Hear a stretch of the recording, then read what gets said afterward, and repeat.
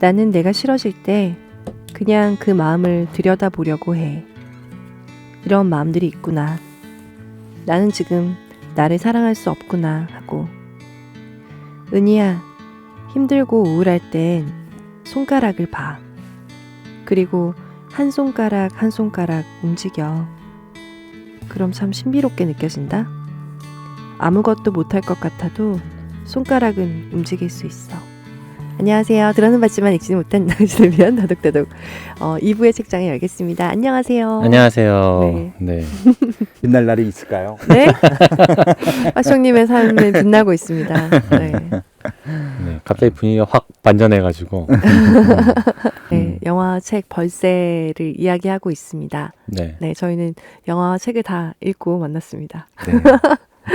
읽어주신 내용이 그 영지 선생님이 네. 은희한테 해준 말이잖아요. 네, 지금 제가 읽어드린 부분이 영지 선생님의 대사예요. 가장 어쩜 이 영화의 핵심 대사가 아닐까라는 생각을 했어요. 저는 굉장히 위로받은 그런.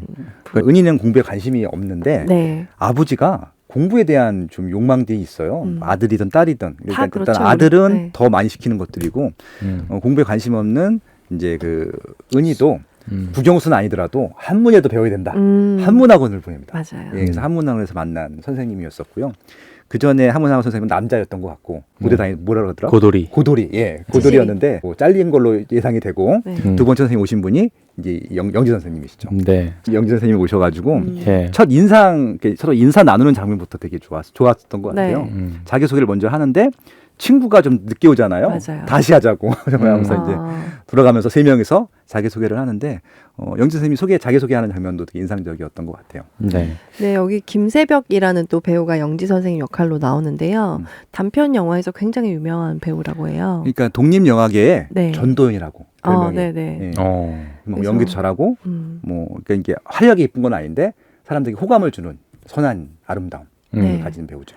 좀 뭔가 더 리얼한 느낌 있잖아요. 이렇게 그러니까 얼굴이 맑고 조용한 얼굴, 평범하다고도 볼 수 있는 그런 느낌의 평범하게 생겼어요. 얼굴인데 맞아요. 굉장히 차분한 어조로 음.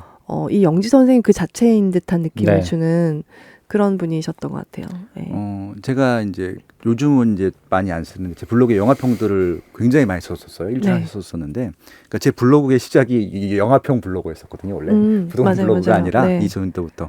제가 2014년도에 썼던 영화 중에 한여름밤의 판타지아라는 영화가 있었어요. 한여름밤은. 예, 2014년도 영화인데 되게 재밌게 봤고 굉장히 재밌게 봤었는데 그 주인공이 김세벽 씨였어요.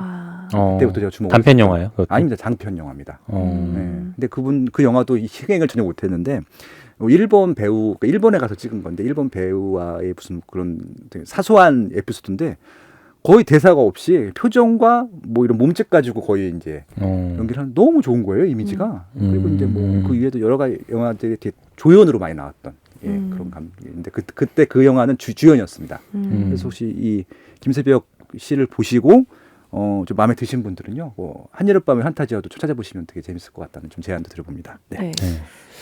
그 딱히 이 은희라는 역할이 자신이 크게 위로받을 수 있었던 자신을 자기 그대로 바라봐주고 인정해 줬던 사람들이 별로 없었던 것 같아요. 근데 친구가 있긴 했지만 자기 좀 다들 자기의 그런 아픔이랄까요, 중2라는 성장을 겪는데 좀 바빴던 것 같고 그런 과정을 다 거친 어른이 은희야 나도 살아보니까 이렇더라 뭐 이렇게 얘기를 해주는 사람은 선생님 영지 선생님. 영지 선생님이었던 것 같은데 그러니까 첫 수업에서 이제 한자 성어를 두 줄 딱 쓰잖아요. 네. 아, 그거 너무 예. 인상 깊었죠. 그래서 이제 네가 세상에 아는 사람들이 몇 명이냐, 그중에서 네. 너를 진짜 마음을 아는 사람이 몇 명이냐라고 하는데 아마 관객들이 그거 보면서 자기를 한번 생각해봤을 것 같아요. 맞아요. 내 주변에 몇 명이 있을까? 생각보다 없거든요. 그쵸. 마음을 아는 사람이 몇 명인 것 같으세요? 그러니까 제 지금 핸드폰에 거의 5천 명의 전화번호가 와, 저장이 되어 있는데 네. 그 중에 제 마음을 알아주는 사람은 누가 있을까요? 노세야 아니요, 나 아니? 빠쇼. 빠쇼님 약간 자기중심적이다. 저는 제가 그 사람의 마음을 안 사람 몇 명인가 물어봤는데 내 마음 알아준 사람 몇 명인지라고 생각 안 했었거든. 그게 더 중요하잖아. 아, 그래서 빠쇼 제가 근데 저도 그런 생각했어요. 제가 빠쇼님 마음을 알까? 전부는 알지 못할 것 같아라고 생각을 하긴 했었어요. 그렇죠. 되게 네. 깜짝 놀랐던 예, 그 문구 중에 하나였었어요. 사실 내 마음을 나도 모르는데 전 없다고 봐요. 너무 외롭잖아 그 대답은. 아니 근데 제 마음을 제 속속들이 다 아는 사람이 누가 있겠어요, 저 말고. 사실 저도 저 그러니까 스스로를 나도 내 잘 마음을 모를 때가 모르니까. 있는데 그러기는 정말 쉽지 않고 그렇게까지 서로의 마음을 속속들이 알고 있는 사람이 한 명만 있어도 저는 굉장히 훌륭한 삶이다. 근데 그러니까 내 마음의 전체를 알아주는 사람은 없어도 내가 되게 알아줬으면 하는 마음을 알아주는 사람이 있잖아요. 그렇죠. 그런 건 필요한 있죠. 때. 네. 그래서 감독님이 얘기하시기를 영지 선생님은 그런 사람들이 바라는 어떤 그런 이상적인 사람? 그리고 총체. 네네. 이렇게 다 이렇게 만든 실제 그런 하진 않지만 캐릭- 그랬으면 있으면 좋겠다 네. 하는 분이 진짜 배우라면 하고 싶은 역할일 것 같아요. 멋있는 역할. 진짜 멋있는 거. 네, 너무 멋진 역할이었고 그 운동권에서 있었던 분 같아요. 네, 그래서 휴학을 반복했고. 네. 네. 그러니까 원래 이제 91학번이면 94년도면 졸업을 했어야 될 학번인데 휴학을 많이 오랫동안 했다고 하잖아요. 네네. 근데 이제 제가 91학번으로 왜 추정을 했냐면요. 거기 보면 이제 노래를 불러주는 장면이 나오잖아요. 이제 둘이 이제 그 은이랑 은이 친구랑 싸우고 서먹해 있을 때 갑자기 뜬금없이 노래를 불러주겠다고 하는데 저는 네. 뭐 그들이 원하는 이제 그 당시 유행가를 불러줄 줄 알았는데 그 애들이 전혀 모르는 운동 가요를 불러요. 이제 잘린 손가락이라고 하는 이제 가요인데 그게 91학번 진짜 저때 나온 노래거든요. 네. 그래서 아마 91학번이라고 생각을 했던 것 같아요, 제가. 네. 그래서 그게 뭐 약간 여공들이 겪는 그런 그렇죠. 그런 네, 노동자. 노동 그런 운동권의 그런 노래더라고요. 근데 저런 노래를 불러준 선생님 있을까 싶었는데 선생님들은 정말 다 기상천외 하셨던 것 같아요. 근데 그때 또 지나고 겪어보면 그 별의별 사람들이 다 있었던 것 같아요. 감독 인터뷰를 저도 그때 네. 그 박은영의 무슨 영화 프로에 나와서 예. 그랬는데 실제 자기도 그 학원 선생님이 운동 가요를 불러줬대요. 네. 무슨 노래인지 모르는데 그거 그대로 쓴 거더라고요. 근데 물론 이제 그러니까요. 잘린 손가락은 아니었겠지만 잘린 손가락이었대요. 그래 맞대요. 네, 네. 아무튼 되게 뜬금없었다고. 근데 기억이 좋았다고. 네. 예. 그래서 그 노래를 부르는 선생님을 바라보는 은희의 눈빛 그런 것들이 우리도 왜 보면 감정이나 상황이나 우리가 느끼는 어떤 교감 이런 것들을 설명할 수 없잖아요. 저희도 게스트들을 모시는데 그 게스트들이랑 있었던 어떤 교감들을 말로 딱 정확하게 설명을 할 수는 없지만 그 은희와 은희를 둘러싼 사람들을 바라보는 감독의 시선, 카메라의 시선, 그런 화면 속의 그런 사람들의 모습과 그런 눈빛들을 보면서 느끼는 것 같아요. 그래서 선생님 바라보는 눈빛이 약간 따뜻하기도 하고 의아하기도 하고 뭐 이런 거 있잖아요. 설명할 수 없는 것들. 그런 것들이 계속 쌓이면서 우리에게 큰 느낌으로 확 오는 그런 영화였던 것 같아요. 저는 그 영지 선생님이 있어서 너무 다행이다 라는 생각이 좀 왜? 많이 들었어요. 은희한테 너무 다행이다. 은희한테 너무 다행이죠. 그런 분 있어요, 삶에서? 아주 미안해, 말 끊어서. 저한테는 딱히 떠오르는 분은 없어요. 네. 근데 뭐 제게 기억나는 어떤 은사님이라고 할 만한 분들이 기억되는 분은 없네요. 선생님들 중에서는. 네. 저는 꽤 많았던 것 같은데 그리고 꼭 은희 선생님이 아니어도 그쵸. 우리가 힘들 때 우리를 좀 지탱해 주거나 정말 도움되는 말 한마디로 우리를 구조해 주는 그런 사람들이 있는 것 같아요. 있었던 것 같고. 네, 그래서 이 방송이 그런 방송이 되고 싶습니다. 네. 맞아요. 그러면서 네. 딱히 좋겠네요. 없는 것 같아요. 그냥 스스로 알아서 어떻게 잘 했던 것 같아요. 그냥 저는 이제 포기하거나. 경제적으로 되게 어려웠었던 때가 있었는데 미술학원을 계속 다녔어야 했었고 예고를 다녔었기 네. 때문에 음. 그때도 공짜로 다녀도 된다고 해준 선생님도 있었고 음. 뭐 그리고 또 계속 그런 분들이 많았어요. 그런 분들 굉장히 많이 만났던 것 같아요. 그래서 또 학원에서 이제 중학교 때, 중3 때 고등학교 입시를 하기 위해서 엄마가 되게 왜 하루 종일 방학 내내 공부하는 학원을 보냈는데 너무 답답한 거예요. 근데 거기 약간 키팅 선생님 같은 분이 계셨어요. 야. 그래서 우리 막 맛있는 거 사주고 우리 그런 고민들 마음들 다 들어주시는 선생님도 계셨고. 그러니까 이제 보통 학교나 학원에는 그런 선생들이 이제 보통 입시 위주로 들어가기 때문에 거의 없어요. 네. 근데 이제 다 사교육에 계셨네. 아니 한국이란 사회에서 이 종교라는 게 굉장히 큰 역할을 하는 중에 하나가 그런 것도 있거든요. 네. 이 교회 가면 선생님들 있잖아요. 교회 그 뭐 주일학교 선생님들 그런 분들은 입시랑 상관이 없잖아요. 맞아요. 계속 좋은 얘기만 해줘요. 아, 그렇죠. 그것 때문에 교회 열심히 다니는 친구들도 많았어요. 학창 시절 때. 음. 예. 그래서 은희한테 사실 누구도 은희야 너 맞으면 안 돼. 그거 잘못된 거야. 네. 가만히 있지 마. 이렇게 얘기해준 사람이 없어요. 특히 밥 먹으면서 오빠가 나 때렸다고 그렇게 얘기하니까 엄마가 싸우지 말라고 했잖아. 그렇게 얘기를 해요. 그래서 제가 영화에다 대고 얘기했어요. 싸운 게 아니고 맞은 거거든. 막 이러면서. 근데 그 얘기도 안 해요. 은희는 그냥 그러고 밥을 먹으면서 그러니까 넘어가요. 몇 번 얘기를 했지만 벽에 부딪혔겠었겠죠. 그러니까 이제 그 단편 영화에서도 몇 번 나오잖아요. 아빠한테 얘기를 해도 안 들어줘요. 그러니까요. 그러니까 몇 번 어렸을 때부터 그러니까 이제 6년 전 얘기잖아요. 88년도니까 단편 영화는 94년도고. 근데도 그때부터 6년 동안 쌓아온 게이기 때문에 해도 안 된다는 걸 알려준 것들이죠. 네. 그래서 첫 장면을 보면은 은희가 이제 뭔가를 사 올라와서 비닐봉투를 들고 올라와서 문을 열려고 이제 엄마 문 열어줘, 문 열어줘. 그때는 카드키 번호키가 없었잖아요. 그러니까 항상 다 열쇠 가지고 되게 난리지 않았어요? 맞아요. 열쇠 없으면 못 들어가지고 어서 기다리고 막 그랬었는데 은희가 첫 장면부터 엄마한테 문 열어달라고 막 하는데 문 열어달라고 막 이렇게 막 소리를 지르고 해도 엄마가 안 열어주고 보니까 다른 층에 온 거였어요. 예, 거기 층수가 딱 나오는데 네. 902호. 예, 근데 한 층을 밑에 내려간 거죠. 예. 근데 그런 경우 좀 많지 않아요? 그렇죠? 그런 경우 되게 많은데 이제 그 부분에서 다시 올라와서 엄마랑 되게 친했으면 이제 올라와서 엄마 나 밑에 아래층에 내려가가지고 문 열어달라고 했었어 이런데 다행히 아무도 없었나 봐. 내가 완전 엄마가 장난친 줄 알고 진짜 짜증났었잖아 막 이런 식으로 엄마랑 친하면 얘기를 할 텐데 그냥 묵묵히 들어가요. 아무 일도 없었다는 듯이. 그러니까 이제 좀 이상해. 예, 엄마도 삶에 지친 거고요. 그쵸. 예, 보면은 되게 몸이 건조해요. 딸하고 보통 딸하고 엄마는 거의 친구잖아요. 막 그쵸. 진짜 막 거의 친남매처럼 막 그렇게 되는데 그게 몸이 건조한 뭐 팔을 서왔는데 입 앞밖에 없었니? 뭐 시들시들하다 뭐 이런 얘기. 때문에 뭐 결국 이제 아프다고 하니까 그때서 이제 좀 걱정을 하는 것들이 나오잖아요. 네. 그러니까 이제 그 전에 그러니까 이제 그게 이제 그런 이유도 있어요. 그러니까 이게 좀 이게 영화하고 맥락이 안 맞을 수도 있는데 저는 이제 또 이 소비자 태도를 분석하고 행동을 조사하는 이제 리서처로 말씀드리면은 애가 3명이잖아요. 그러니까 3명, 그것도 그전에는 뭐 5명도 많았고 4명도 많고 3명도 많았는데 3명까지는 3명한테 다 신경을 못 써줘요. 진짜 그랬었어요. 그러니까 한 명을 태기를 해야 돼. 그게 보통 남자죠. 근데 이제 2명이 되고 1명이 됐을 때부터 그때부터 애들한테 올인을 하기 시작합니다.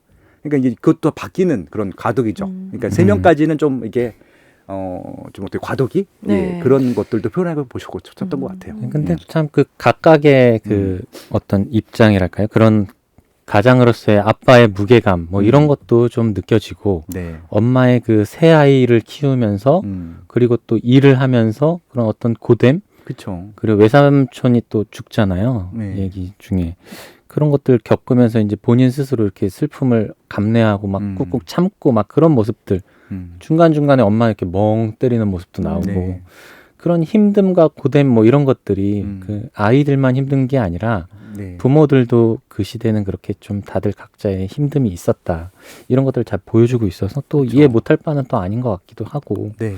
참 그러니까 여러모로 되게 애틋해요 보고 있으면 각각의 그러니까 인물들이 어쩔 다. 수 없었던 사회였던 것 같고 그때는 그렇게 다 시스템이 좀 살았다. 부족했으니까 네, 이게 네. 애를 많이 낳는 것들도 중요하긴 한데 네. 그 애를 제대로 케어해줄 수 없는 시스템이라고 하면은 어쩔 수 없는 부분들도 있는 것 같아요. 지금 그러니까 저 결국은 지금 애를 많이 낳으라고 지금 나라에서 캠페인을 하는데 못 낳고 있잖아요. 시스템적으로 그게 안 된다는 것들을 본인들이 다 경험을 했기 때문에 그렇게 키울 것 같으면 나는 안 난다는 걸 수도 있는 것들이거든요. 맞아요. 그래서 좀 이게 진짜 애를 낳고 안 낳고의 문제는 이게 자연스럽게 해결을 해야지 뭐 캠페인을 한다고 더 많이 낳거나 이런 것들은 아닌 것 같아요. 예. 네. 삶이 편안하면 더 많이 낳게 그렇죠, 되죠. 그렇죠. 그러니까 부자들은 많이 낳잖아요. 네. 왜냐면 그 케어해줄 부모들이 많으니까 그런 것들이죠. 네. 그리고 이제 다른 등장인물들 얘기를 좀 더 해봐야 될 것 같은데 그 친구 네. 지숙이였나요? 네, 맞습니다. 지숙이. 네, 지숙이 얘기도 좀 해보죠. 중학교 때 그런 친구 있으셨어요? 절친. 저는 사실은 좀 두루두루 친해서 그게 좀 외로웠었던 것 같아요. 오히려 예. 그러니까 단짝, 네, 절친. 단짝이 있었으면 좋겠는데 단짝이 왜 지나가는 느낌? 단짝은 원래 한 3년 내내 중학교를 같이 막 다녀야 그쵸. 단짝인데 같이 등하교 그런- 같이 하고 막.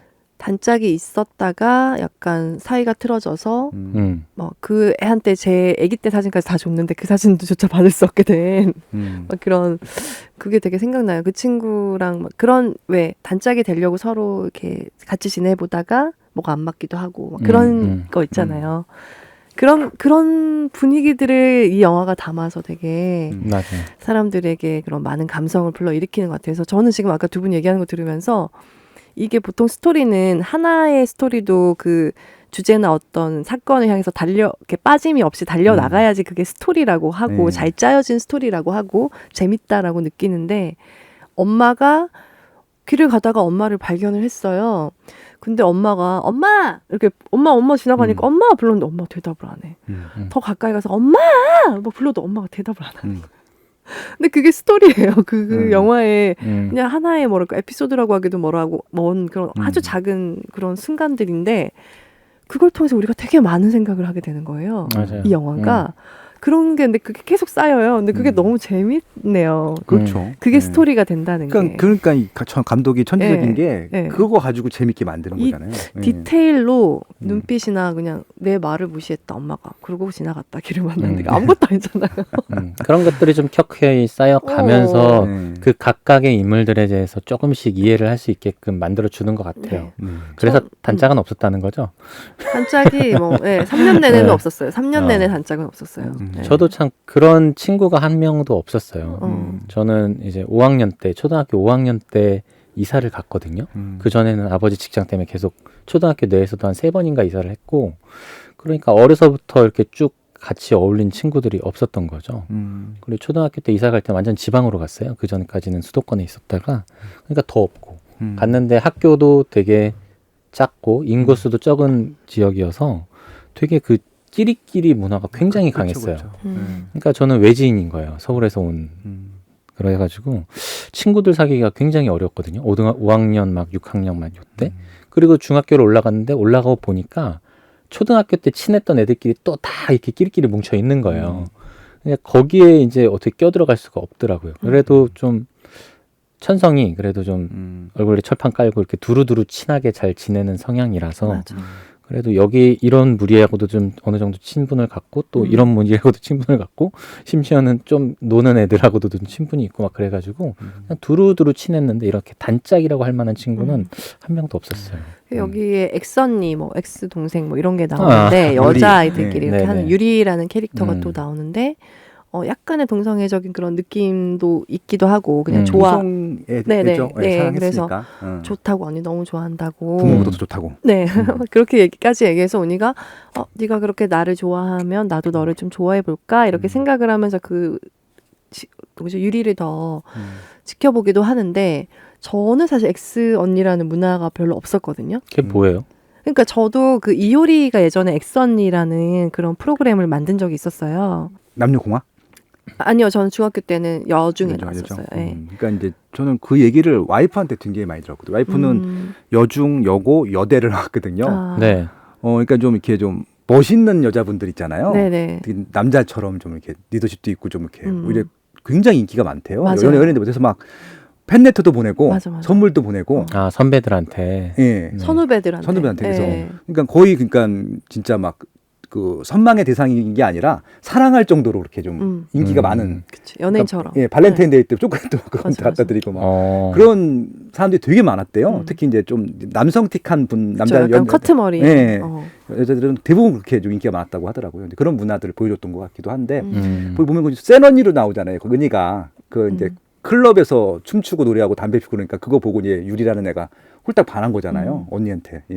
언니 그런 것도 맞죠? 노란 베네톤 가방. 그래서 학교에서도 계속 봤어요. 이러면서. 그러니까 학교에서는 되게 막 뭐랄까 수줍수줍하고 네. 좀 존재감도 좀 떨어지고 그런데 외부에서 보여주는 모습들은 막 날라린 거잖아요. 완전 그런 어떤 선망.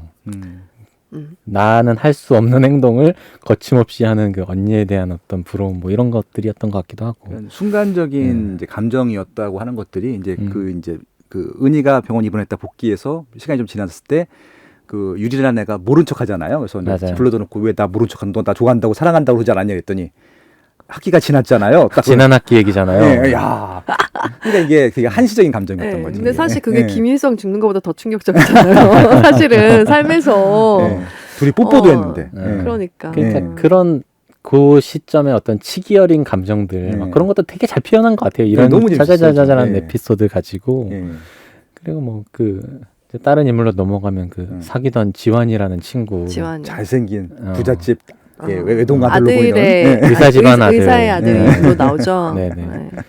그 연애할 때도 막 둘이서 이렇게 막 죽고 못 사는 것처럼 막 그러다가도 그 지환이라는 애가 잠깐 바람 피는 것처럼 보여지기도 하고 바람 폈죠. 바람 폈죠. 바람 핀 건가요? 네네네. 네. 눈으로 환기했으니까. 어. 바람 피고 그다음에 다시 또 돌아와갖고 미안했다 뭐 이렇게 음. 용서해달라 뭐 그러는데 또 이제 은희가 안 받아주고 예. 통쾌했는데 나 너 아무튼 좋아한 적 없어. 그러니까 하여튼 그런 그 시절에 어떤 연애하는 모습들 그런 것도 네. 서로 막 삐삐로 막 주고받고 막 너 왜 내 음성 듣고 답 안 해 막 이런 거 근데 그 천사 쓴 다음에 486이 뭐예요? 486이? 486 사랑해. 기회 48 사랑이에요. 획수가 4로 시작하면서 획수가 4 랑해를 하면은 486이거든요. 아. 제 전화번호 뒷번호가 5486이에요. 로사 사랑해. 아. 그런 의미였구나. 그랬군요. 네네. 이제 알았네. 왜 부끄럽지? 부끄럽다. 괜히. 진짜 부끄럽다.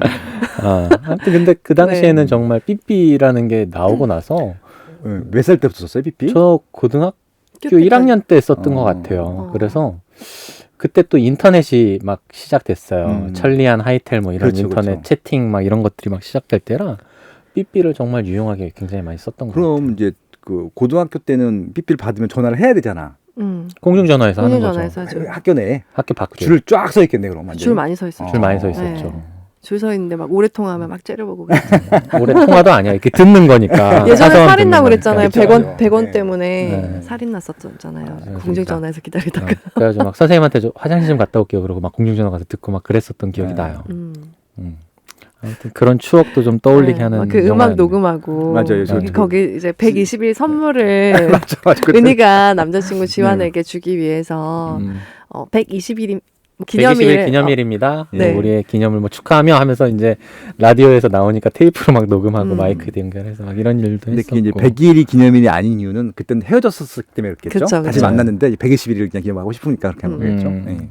그것도 되게 디테일했어요. 아, 100일이 그러네. 아니라 120일이었다는 게. 그런 점까지 이런 게 재밌었던 것 같아요. 이런 그러니까 저런 일들. 굉장히 고민 많이 하고 디테일을 네. 다 계속 수정하면서 만들었던 것 같아요. 네. 그래서 큰 사건은 없지만 어쩌면 우리가 겪었었던 그런 많은 일들을 다시 보고 뭐 인물들끼리 관계가 있지도 않아요. 보통 보면 시트콤 보면 자기네들끼리 다 알잖아요. 어떻게 네. 저떻게 다 알아요. 그래서 꼭 서로 관계가 있게 어떤 사건이 일어나게 다 만드는데 그렇지도 않고 그냥 은희가 겪는 네. 그냥 일상에서 있을 법한 이야기?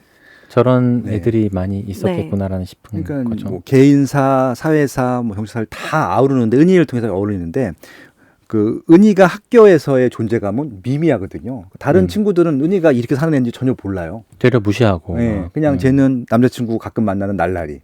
그 정도예요, 그냥. 예. 근데 이렇게 엄청난 얘기들이 있었다는 것들이었던 거죠. 이렇게 미미한 애들한테도 예, 그런 것들도 되게 좀 사건이 확장되는 모습들을 또 보는 것도 되게 네. 재미있는 일 중에 하나였었어요. 그래서 네. 저는 사실 영화를 보면서 1994년이어야만 했을까? 그리고 영지 선생님이 이제 지금 스포일러 나갑니다. 영지 선생님이 이제 성수대교 붕괴 사건으로 인해서 죽게 되는 내용인데 약간 그런 드라마틱한 장치를 위해서 94년을 차용한 건 아니었을까? 라는 생각도 했었어요. 갑자기 교통사고로 죽은 것보다는 그런 사고로 죽은 게 훨씬 더 상징적이고 좀 시대에 대해서 생각하게 된다고 해야 되나? 그렇죠. 일단 아마 네. 성수대교 가지고 얘기를 만든 것 같긴 하고요. 거기다 이제 모든 사건들을 다. 왜냐면 그때 아까 말씀드렸다시피 굉장히 좀 이렇게 변화의 시기였던 것들이었었고, 그러니까 이게 구 시대의 착오 잘못들이 이때 지금 드러나는 것들이잖아요. 그때 뭐 전두환 대통령이랑 노무현 대통령, 노태우 대통령도 감옥에 가요 이때 그런 것들 그리고 이제 그런 부분들. 그러니까 이게 과거에 결국 성수대교도 과거에 부실공사했던 게 무너진 것들이잖아요. 네. 뭐 그런 부분들이. 삼풍백화점 무너지고. 예. 이제 95년도에 삼풍백화점이 무너지고. 그래서 후속 쪽에 나오면 상품은 부족한 얘기를 하려나? 아무튼 응답하라 다 나오잖아요. 예, 그게. 예, 94년도. 그래서 한번 좀 털고 가야 될, 한번 좀 정리를 해봐야 될 그때의 좀 그런 사회상 모습들을 한번 보여주고 싶었던 게 아마 감독의 의도가 아니었나 싶고요. 그리고 94년도라고 하는 시점은 그러니까 지금 우리들이 한 번씩은 이제 잊고 지내지만 그때가 있었기 때문에 지금 이렇게 좀 변화가 생길 수 있었다는 것들도 한번 다시 한번 체크를 해보고 싶었던 것 같기도 해요. 네. 근데 전 보면서 되게 좋았다고 생각되는 부분은 그런 거예요. 너무 과하지 않다. 그렇죠. 포인트. 너무 과하지 않고 그냥 자연스럽게 은이라는 캐릭터에 집중하게 하면서 그 주변 인물과의 어떤 사건 그냥 에피소드들을 통해서 사회상도 다 고발을 해주는 것 같기도 하고 또 그때에서 좀 잘못된 그런 관행들, 네. 잘못된 어떤 뭐 불법 뭐 이런 것들을 그냥 적나라하게 보여주는데 좀 과하지 않아요. 네. 그냥 자연스러워. 그런 게 되게 아무튼 좋았던 것 뭐 같아요. 주인공 은희도 네. 그러니까 이게 모범생은 아니잖아요. 또 나쁜 일을 하고 담배도 가끔 피고 도둑질도 하고 네. 꼬리 깐다라고 하는 여기서. 뭔가 했었죠. 꼬리. 네. 네. 근데 다 그러니까 일상적으로 우리 주변에 있을 만한 사람들인데 영지 선생만 이게 우리 주변에 없는 사람이야. 아, 좀 이상형인. 그러니까 그 사람 때문에 이게 영화가 된 것 같아요. 아니면 그냥 평범한 우리 생활의 모습이었을 텐데 영지 세관이 들어가면서 좀 교훈도 있고 메시지도 푸집어내고 예, 그렇게 좀 역할을 했던 것 같습니다. 장치적으로. 그런 영지 선생님도 이렇게 처음에 그 은희한테 어떤 이렇게 조언을 해주려고 좀 이렇게 맞고 오니까 오빠한테 맞고 왔다는 걸 알고 난 다음부터는 그러면서 어떻게든 조언을 해주려고 하는데 맞고 온 그날은 바로 얘기는 안 해요. 되게 무슨 말을 할까 말까 엄청나게 고민을 하다가 그날은 얘기 안 하고 나중에 이제 병원에서 입원하고 이제 좀 치유하는 과정 속에서 그때 은희야 너 맞지 마. 앞으로는 반항해. 뭐 이렇게 얘기를 해주잖아요. 그런 장면들도 되게 오랫동안 이렇게 좀 뭔가 감정을 좀 쌓아놓고 좀 이때서 좀 터트려준다는 느낌? 그런 것들도 되게 그 캐릭터를 보여주는 하나의 장면이었던 것 같은데 그래서 더 좋았던 것 같아요. 그러니까 이제 그때 이제 민주화 시대로 넘어가는 이제 과도기였었거든요. 결국은 이제 군사 정부에서 계속 당하고 맞고 그냥 국민들이 참았잖아요. 근데 이제 참지 말고 얘기를 하고 저항하고 민주화의 시대로 가라. 그런 이제 그런 것도 좀 있겠네요. 받아들였던 거였었거든요. 그래서 이제 영지 선생의 역할은 아마 그런 좀 메시지를 주고 싶었던 것들도 있었을 것 같기도 하고요. 그리고 이제 얘기를 계속 들어주면서 거기에 또 계속 힐링을 하게 해주잖아요. 그러니까 이제 자연스럽게 그냥 인간적인 매력에 빠지게 하는 역할도 맞아요. 했다는 것들이어서 아무튼 되게 매력적인 캐릭터였습니다. 전 너무 궁금한 게 있어요. 왜 그 선생님은 떠났고 어떤 얘기를 은희한테 들려주려고 했었을까 마지막에. 저는 영지 선생님의 아픔에 대해서 얘기하지 않았을까. 본인의 겪었던 어떤 네. 과거의 아픔들. 네. 나도 이랬어. 그러니까 너는 그러지 마. 뭐 이런 거. 너는 그러지만은 아니고 이런 일이 있었었어. 근데 나는 이렇게 극복을 했고 지금은 이런 생각을 해. 뭐 이런 얘기를 해주지 않았을까? 라고 저는 생각했어요. 그러니까 이제 서울대잖아요. 그러니까 부모님들이 얼마나 공부를 많이 시켰겠어요. 그러니까. 그리고 이제 휴학을 했잖아요. 운동. 그래서 뭐 아마 운동권 하면서 휴학하는 사람들은 뻔하거든요. 도망쳐 다니는 사람들이었었거든요. 그래서 이제 한시적으로 도망쳐 다니다 보면 돈이 필요하니까 이렇게 순간순간 파트타임으로 알바를 하고 뭐 장소가 노출되면 또 딴 데로 가요. 그러니까 그건 모래시계라는 드라마도 그게 나오거든요. 고현정이 계속 이렇게 알바를 옮겨다니면서 도망쳐 다니기도 하거든요. 막 그런 존재였던 것 같고요. 그리고 아마 이제 오랫동안 한 직장에서 근무할 수 없는 조건이었을 것 같고요. 본인이 겪었던 그런 것들도 난 끝까지 뭐 할 거라는 식으로 얘기를 하면서 너도 그렇게 살아라 하면서 아마 그런 얘기를 전달해주고 싶지 않았을까 그런 생각을 해봅니다. 네.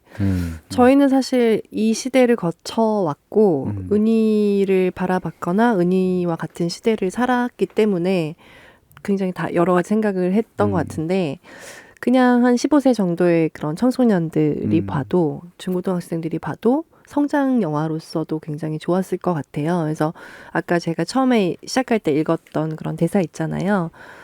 나는 마음이 우울할 때는 내 마음을 그냥 들여다봐. 그래서 내 마음을 그냥 본 수 있다는 것만으로도 그게 굉장히 크게 전환할 수 있는 계기가 되거든요. 근데 이제 너무 우울해서 죽을 것 같은데 어떻게 하면 좋죠? 라고 고민하는 사람들이 굉장히 많잖아요.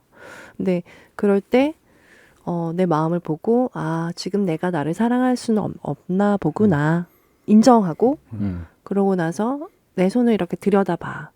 내 손가락을 움직여봐.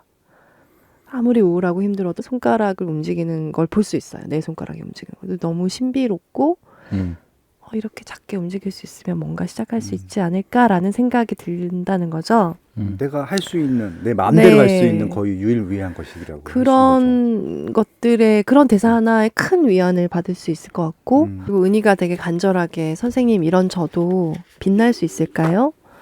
라고 물어보는 부분에서 우리 모두가 대답을 해주잖아요. 영화를 보면서. 은희야 당연히 넌 빛날 수 있어. 영지 선생님이 당연히 그렇게 얘기해 줬을 것이고 우리도 은희에게 당연히 은희야 너 빛날 수 있지. 그럼요. 라고. 네, 여러분도 빛날 수 있습니다. 저도 빛날 수 있을 것 같고요. 네, 이미 빛나고 있고요. 네, 그래서 이 벌새라는 책을 읽거나 또 영화를 보면서 좋은 시간을 가질 수 있을 것 같아요. 그래서 네, 한번 보시면 좋겠네요. 여기 이제 100번째 씬에 네. 133페이지인데 뭐 그런 대사가 또 하나 나와요. 네. 그러니까 이제 그 현수막에 뭐 이렇게 좀 이게 철거민 네. 뭐 그런 얘기인데 그에 대한 얘기하고 싶진 않고, 그러니까 추운데 남의 집을 왜 뺏어요? 무슨 이제 불쌍하다고 생각을 하려고 하자. 불쌍해요 이렇게 은지가 얘기하니까 선생님이 하는 얘기가 딱 그겁니다. 이게 불쌍하다고 생각하지 마. 예, 함부로 동정할 수는 없어. 알 수 없으니까. 네. 굉장히 중요한 멘트거든요. 그러니까요. 예, 이게 상대적인 거고 불쌍하다고 생각하는 사람이 오히려 가해자일 수도 있거든요. 맞아요. 예, 그러니까 되게 중요한 멘트 중에 하나였었어요. 네. 그래서 이 그 감독님 김보라 감독님이 굉장히 명상으로 기이하나 싶을 정도로 주변인들이 명상 전문가 자격도 따고 막 되게 그렇게 명상에 집중했다고 해요. 그래서 이 인물들을 보는 시선이나 이런 것들이 아까 되게 차분하고 오버하지 않고 있는 그대로 바라보려고 하고 그게 명상의 기본 어떤 생각들이잖아요. 그래서 판단하지 않고 그리고 동정하지 않고 그렇죠. 예, 그 사람 그대로를 바라보고 들어주고 그것을 나에게도 적용시키는 거 오버하지 말고 저한테도 좀 해주는 말인 것 같아서 저는 좀 감성적으로 오버하는 경향이 많기 때문에 이렇게 차분하게 얘기해도 충분히 전달할 수 있구나, 충분히 바라볼 수 있구나, 그런 점들도 되게 많이 배웠던 것 같아요. 네. 네. 정말 좋은 영화, 좋은 소설이었던 네. 것 같고요. 강추합니다. 네, 이게 뒤에 이제 그 아까 말씀드린 이런 소설가분들, 문학하는 분들, 또 영화하는 분들이 쓴 글도 되게 재밌어요. 그래서 여러분도 한번 영화 보고 나면 좋은 영화 보고 나면 너무 얘기하고 싶고 다른 사람 어떻게 봤는지 궁금하고 내 언어로 애들 생각을 듣고 싶어. 그러니까요. 내 언어로 설명할 수 없었던 이 말을 막 유려하게 표현해 준 사람들이 있잖아요. 그런 거 보면은 너무 막 기분 좋고 부럽고 막 그런 것들. 그래서 그런 내용들이 여기 들어 있으니까 책도 한번 보시면 재밌을 것 같습니다. 네, 그럼 벌새 2부도 여기에서 마무리하겠습니다. 다음 주에 한근태 선생님 나오세요? 진짜? 네. 오, 과유불급? 야. 네, 과유불급 오버하지 마시고요. 오버하지 말고 저에게 하는 차분하게. 얘기예요. 네. 근데 그 한근태 선생님도 자신에게 하는 말로 썼다고 하시더라고요. 아, 진짜. 너무 책을 많이 내셔서 과유불급 훌륭하신 네. 에너지가 여러분, 넘치시고 네. 선하시고 기대 많이 해주시고요. 네. 다음 주에는 한근태 선생님과 함께 뵙겠습니다. 네, 감사합니다. 안녕.